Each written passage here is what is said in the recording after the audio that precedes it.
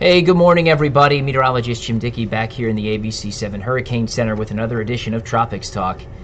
Busy out there, even busier if you can believe it than what we were seeing out there yesterday. As you look across the wide view of the Atlantic, 2 named storms now. Joining Fiona is Tropical Storm Gaston, and 3 areas the Hurricane Center is watching for potential development.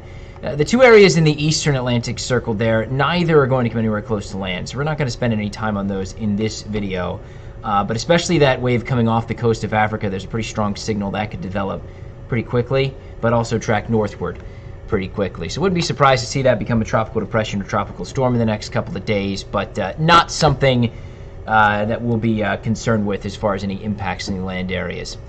Let's begin with Fiona, which is just an absolutely monster hurricane here. Here's the 8 o'clock advisory, 130 mile per hour, category 4 hurricane moving to the due north. Not tough to pick out the eye on the satellite presentation. Now, it does appear in the last couple hours, the eye is filling in at least a little bit. There's also an interesting sort of clear area to the north of that very, very well-defined core. Perhaps maybe some dry air being entrained in the northern flanks of the storm.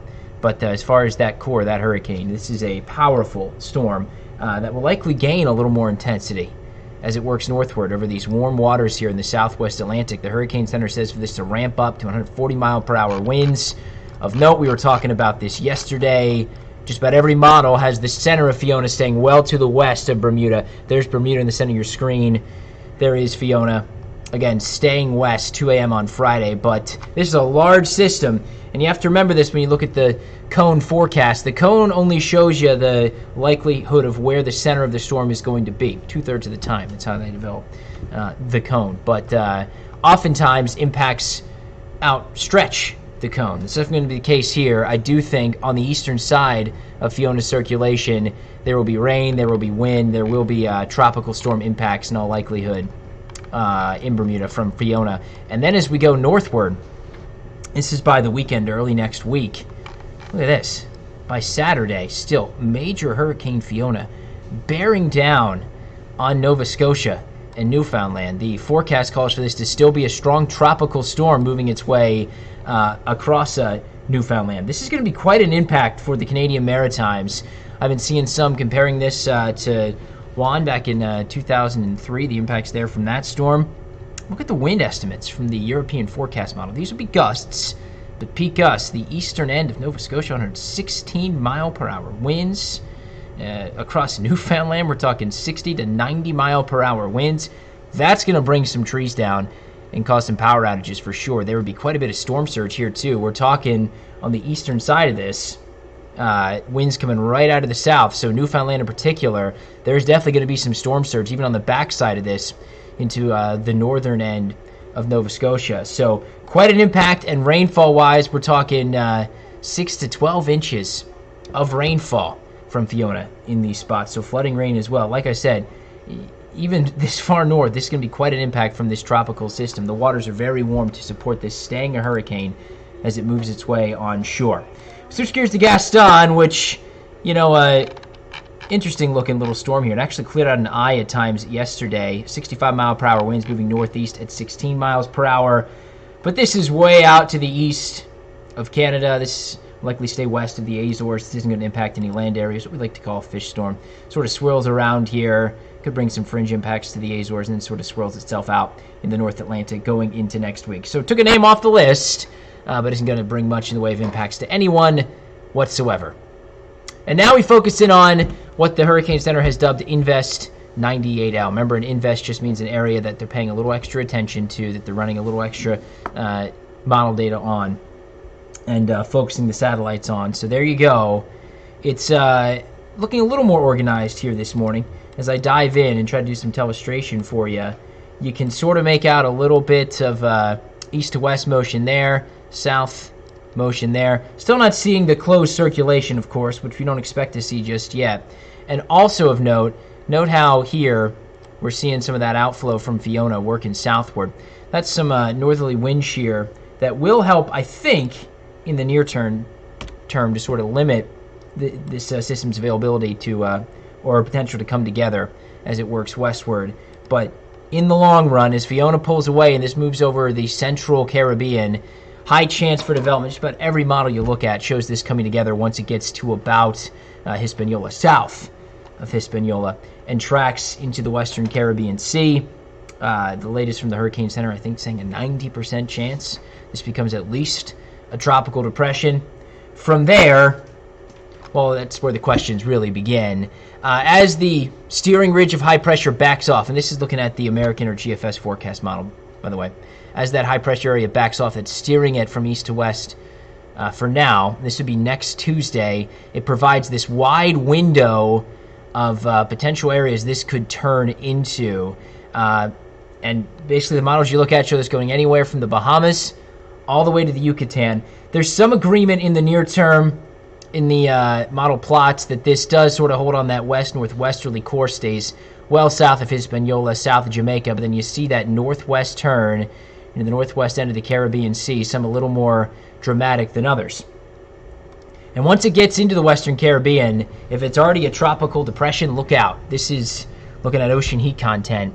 And as is often the case this time of year, there is some very deep, warm water in the western Caribbean Sea that will act as jet fuel for this. We could really see this ramping up quickly, especially as models suggest wind shear will be very, very low as this tracks out of the western Caribbean and potentially into the Gulf of Mexico or southwest Atlantic. Could be one of those cases where there just wouldn't be much holding it back from intensifying as it works its way further northward. There hasn't been much in the way of clarity coming from the models overall as far as the long-range forecast where this goes down the road.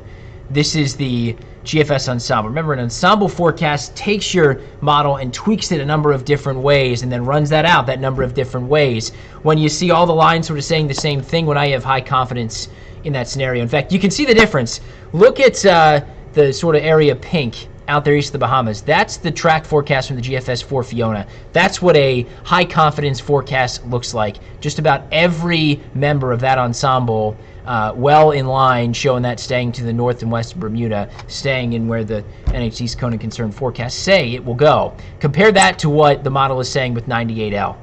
There's a spread all the way from the Bahamas back to Central America by the time we get to Tuesday, Wednesday, Thursday. Now, a majority do show this turning northwestward into the Gulf of Mexico. A number show this headed towards Florida, which is why I'll be watching this pretty closely in the coming days. But, bottom line, there's still not much in the way of concrete answers you can take from this. And what it speaks to is really until this comes together, there's just going to be more questions than answers. It's tough for a model to not only predict exactly where something is going to form, but then correctly predict where that thing that hasn't formed yet is going to track once it does.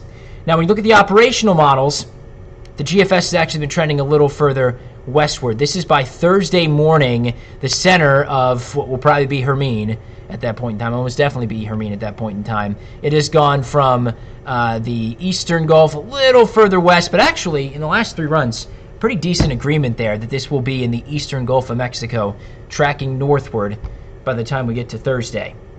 The European forecast model has actually done the opposite.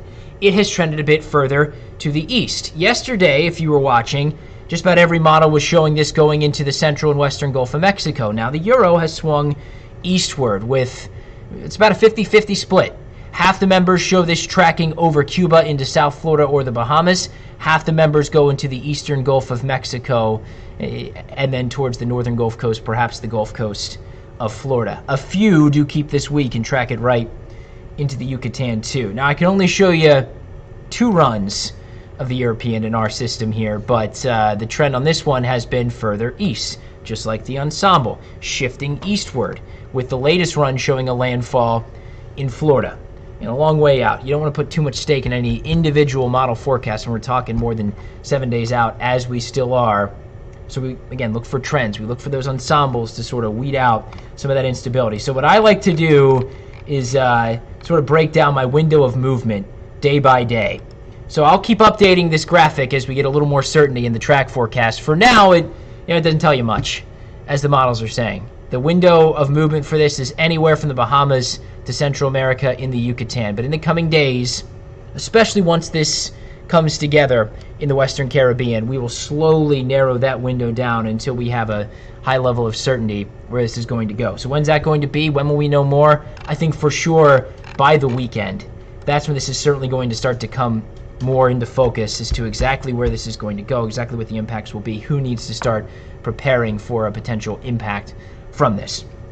So again, your takeaways for now, there's still high levels of uncertainty as to where exactly this is going to track, what we're looking at intensity-wise. I'd say a little more confidence in the intensity, especially if this comes together by the time it reaches the Western Caribbean Sea. This is likely going to ramp up and be a pretty intense tropical storm or hurricane headed towards the Gulf of Mexico or the Atlantic. For us in Southwest Florida, I think at this point you can by no means rule out direct impacts. Can you lock in direct impacts? Absolutely not. This could pass well to our west. This could pass well to our east, but there's a number of model solutions that do bring impacts to us, and it's definitely one we'll be watching closely. So my best advice, no huge cause for concern just yet, but you definitely want to be checking in frequently on the forecast here for this as we continue to, again, hone in on the exact track this will take. Like I said, certainly by the weekend, I think we will have a much better idea on exactly where this is going to go and exactly what that will mean for us here in Southwest Florida. So I'll have a full update coming up on More in the Morning at 9 and 10 on what some of the different models are saying for this. I'll be back again with Tropics Talk tomorrow. We'll take another deep dive into what everything is saying here for this potential tropical storm. It will likely be Hermine by the time all is said and done here. Until next time, meteorologist Jim Dickey. Have a good day.